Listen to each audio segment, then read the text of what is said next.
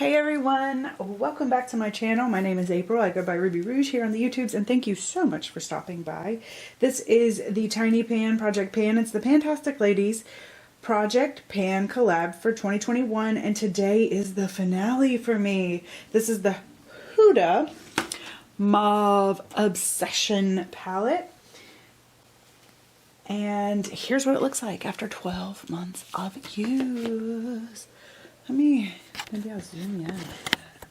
Nope, that's as close as we're getting today.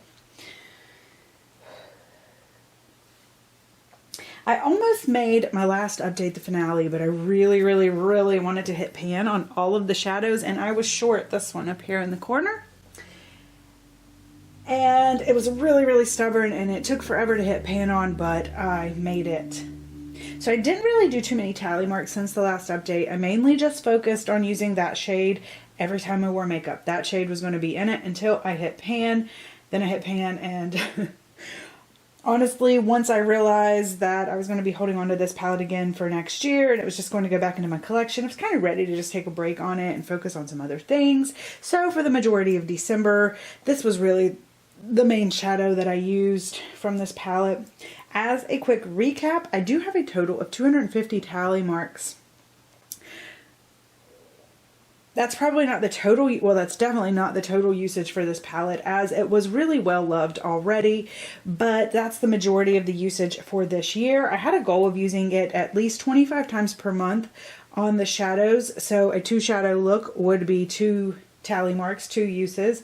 I was a little short on that, and I came in closer to 20 uses per month based on the tally marks I did remember to record, so I was pretty close. I'm pretty happy with that. I've mentioned this a few times, but I did realize along the way that these aren't actually tiny pans.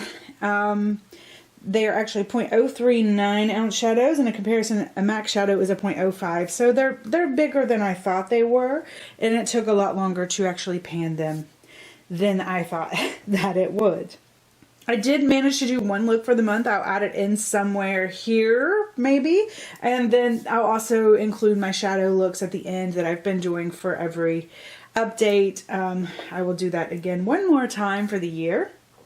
And I love this palette. At the end of a pan, that palette, if you can still say you love this palette, I don't have any regrets purchasing it. I don't have any regrets using it, choosing it as my pan, that palette. It's a very lovely palette, and I'm very happy that I can continue to use it actually and put it back in my collection. And this will be my go-to palette for any time I want a movie mauve, rose, pinkish look.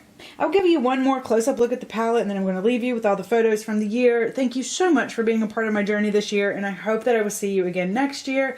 I am panning a palette next year with the PANtastic Ladies again, so keep a lookout for that. I'm going to post on the 1st of January as long as everything goes well. And thanks again, and I will see you in the new year. Bye! I'd like to give you one more close-up look, starting at the top, shade 1. I finished with about 20 uses in this project. Clarify, all of these that I say now are going to be in this project. Shade 2, I have 20 tally marks. Shade 3 was a whopping 45 tally marks, but if you can see, that is very thin across the board. Shade 4. 20 uses. A lot of these were with like a bigger, fluffier type brush though, and it gets very dusty. A lot of fallout, but I still like the look it gave, so I just continued to use it that way. Shade 5, I had 40 uses.